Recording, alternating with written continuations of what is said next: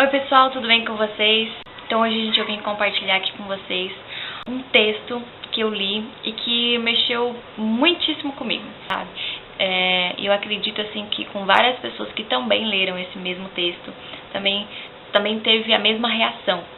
Muitas pessoas talvez vão concordar, outras vão discordar, mas essa é uma carta que um gringo fez para o Brasil, sabe?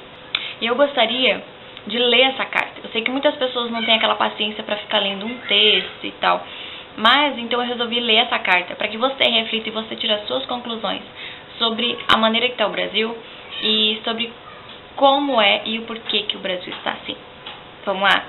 Querido Brasil, o carnaval acabou, o ano novo finalmente vai começar e eu estou te deixando para voltar para o meu país. Assim como vários outros gringos, eu também vim para cá pela primeira vez em busca de festas, lindas praias e garotas. O que eu não poderia imaginar é que eu passaria a maior parte dos meus últimos 4 anos dentro das suas fronteiras. Aprenderia muito sobre a sua cultura, sua língua, seus costumes e que no final deste ano eu me casaria com uma de suas garotas. Não é segredo para ninguém que você está passando por alguns problemas. Existe uma crise política, econômica, problemas constantes em relação à segurança, uma enorme desigualdade social e agora, como a possível epidemia do Zika vírus, uma crise ainda maior na saúde. Durante esse tempo em que estive aqui, eu conheci muitos brasileiros que me perguntavam: por quê? Por que o Brasil é tão ferrado? Por que os países na Europa e América do Norte são prósperos e seguros enquanto o Brasil continua nesses altos e baixos entre crises, década sim, década não? No passado, eu tinha muitas teorias sobre o sistema de governo, sobre o colonialismo, políticas econômicas, etc. Mas recentemente cheguei a uma conclusão.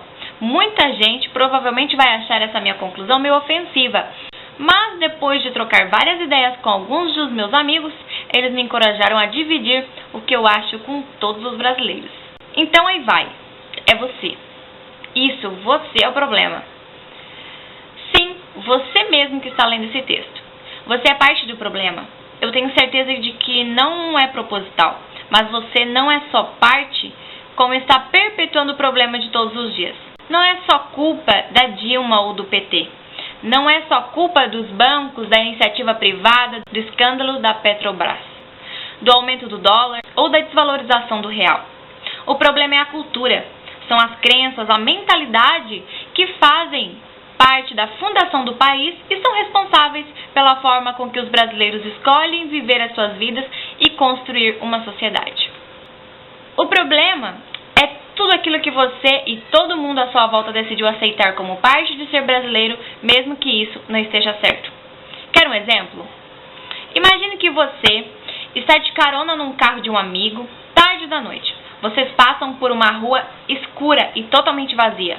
O papo está bom e ele não está prestando muita atenção quando de repente ele arranca o retrovisor de um carro super caro.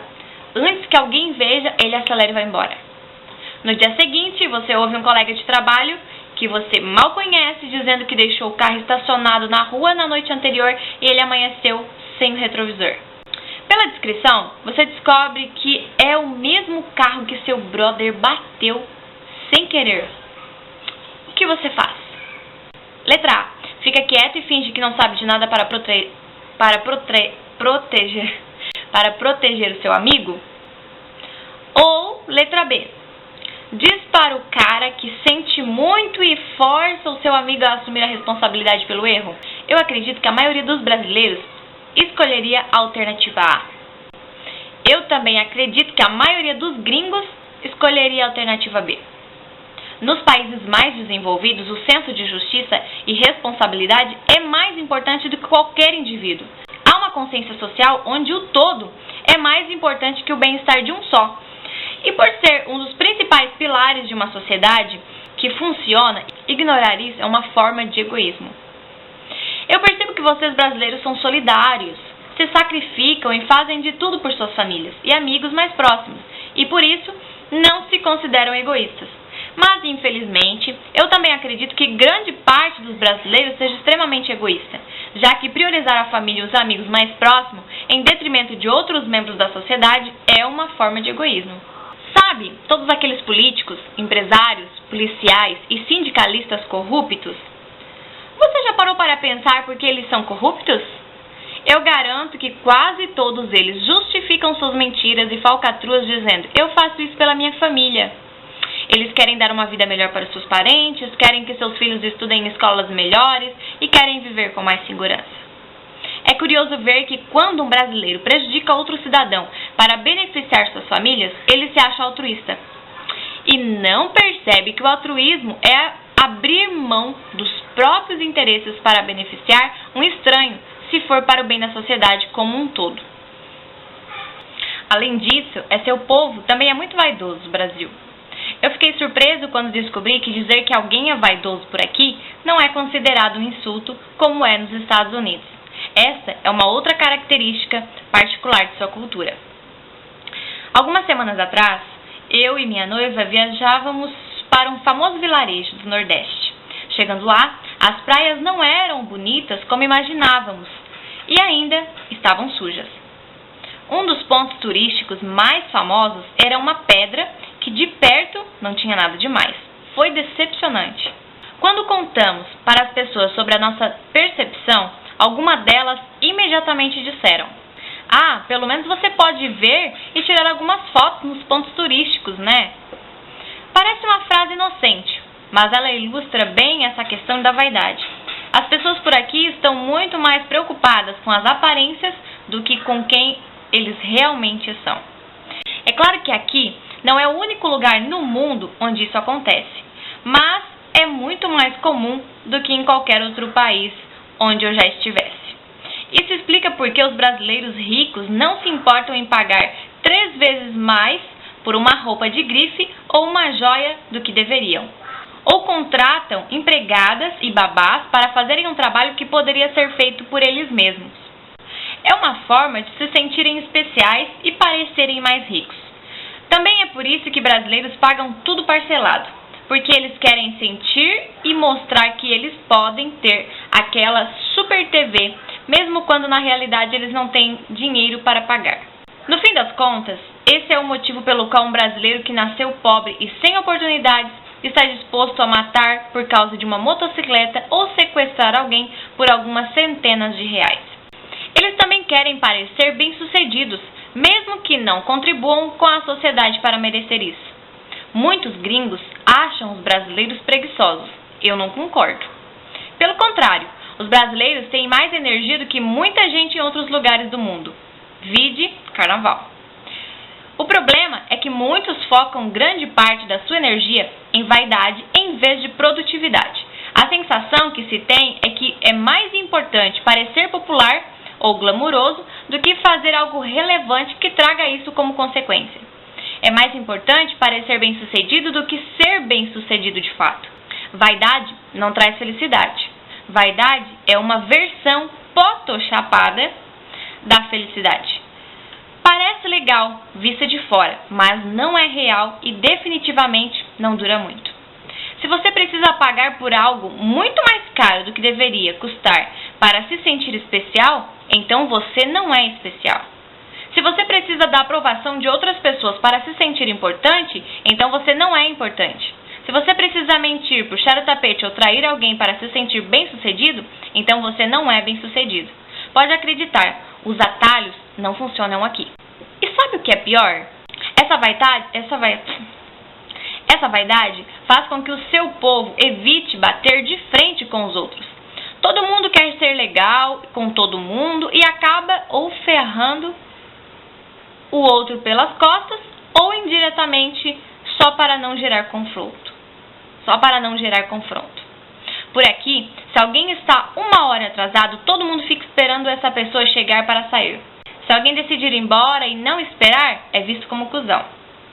Se alguém na família é irresponsável e fica cheio de dívidas, é meio que esperado que os outros membros da família com mais dinheiro ajudem a pessoa a se recuperar. Se alguém num grupo de amigos não quer fazer uma coisa específica, é esperado que todo mundo mude os planos para não deixar esse amigo chateado. Se em uma viagem em grupo alguém decide fazer algo sozinho, esse é considerado egoísta. É sempre mais fácil não confrontar e ser boa praça. Só que onde não existe confronto, não existe progresso. Como um gringo que geralmente não liga a mínima sobre o que as pessoas pensam de mim, eu acho muito difícil não enxergar tudo isso como uma forma de desrespeito e autossabotagem. Em diversas circunstâncias, eu acabo assistindo os brasileiros recompensarem as vítimas e punirem aqueles que são independentes e bem resolvidos. Por um lado, quando você recompensa uma pessoa que falhou ou está fazendo algo errado, você está dando a ela um incentivo para nunca precisar melhorar. Na verdade, você faz com que ela fique sempre contando com a boa vontade de alguém em vez de ensiná-la a ser responsável.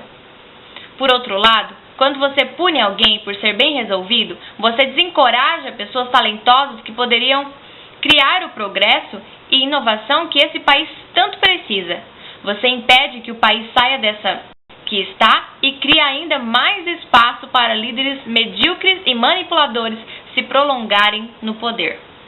E assim, você cria uma sociedade que acredita que o único jeito de se dar bem é traindo, mentindo, sendo corrupto e, nos piores casos, tirando a vida do outro.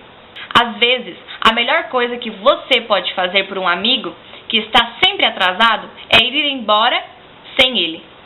Isso vai fazer com que ele aprenda a gerenciar o próprio tempo e respeitar o tempo dos outros.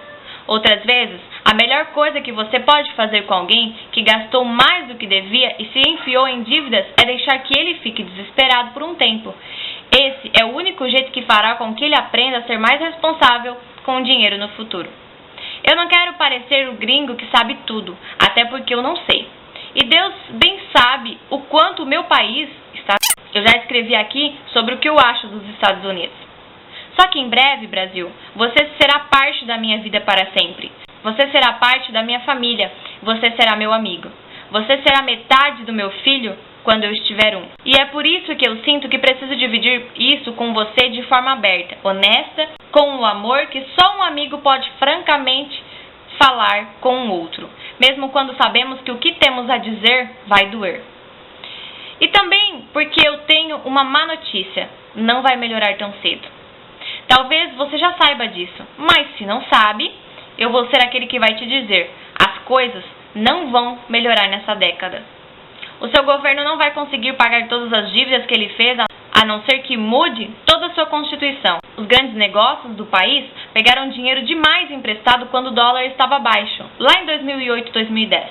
E agora não vão conseguir pagar, já que as dívidas dobraram de tamanho. Muitos vão falir por causa disso nos próximos anos, e isso vai piorar a crise. O preço das commodities estão extremamente baixos e não apresentam nenhum sinal de aumento num futuro próximo. Sua população não é do tipo que poupa, e sim que se endivida. As taxas de desemprego estão aumentando, assim como os impostos que estrangulam a produtividade da classe trabalhadora. Você está ferrado. Você pode tirar a Dilma de lá ou todo o PT.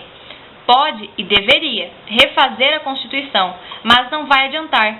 Os erros já foram cometidos anos atrás e agora você vai ter que viver com isso por um tempo. Se prepare para no mínimo 5, 10 anos de oportunidades perdidas. Se você é um jovem brasileiro, muito do que você cresceu esperando que fosse conquistar não vai mais estar disponível. Se você é um adulto nos seus 30 ou 40, os melhores anos da economia já fazem parte do seu passado. Se você tem mais de 50, bem, você já viu esse filme antes, não viu? É a mesma velha história, só muda a década. A democracia não resolveu o problema. Uma moeda forte não resolveu o problema. Tirar milhares de pessoas da pobreza não resolveu o problema. O problema persiste, e persiste porque ela está na mentalidade das pessoas. O jeitinho brasileiro precisa morrer. Essa vaidade, essa mania de dizer que o Brasil sempre foi assim e não tem mais jeito, também precisa morrer. E a única forma de acabar com tudo isso é se cada brasileiro decidir matar isso dentro de si mesmo. Ao contrário de outras revoluções externas que fazem parte da sua história, essa revolução precisa ser interna. Ela precisa ser resultado de uma vontade que invade o seu coração e a sua alma. Você precisa escolher ver as coisas de um jeito novo. Você precisa definir novos padrões e expectativas para você e para os outros. Você precisa exigir que seu tempo seja respeitado. Você deve esperar das pessoas que te cercam que elas sejam responsabilizadas pelas suas ações. Você precisa priorizar uma sociedade forte e segura acima de todo e qualquer interesse pessoal, ou da sua família e amigos. Você precisa deixar que cada um lide com os seus próprios problemas. Assim como você não deve esperar que ninguém seja obrigado a lidar com os seus. Essas são escolhas que precisam ser feitas diariamente, até que essa revolução interna aconteça. Eu temo que seu destino seja repetir os mesmos erros por muitas outras gerações que estão por vir.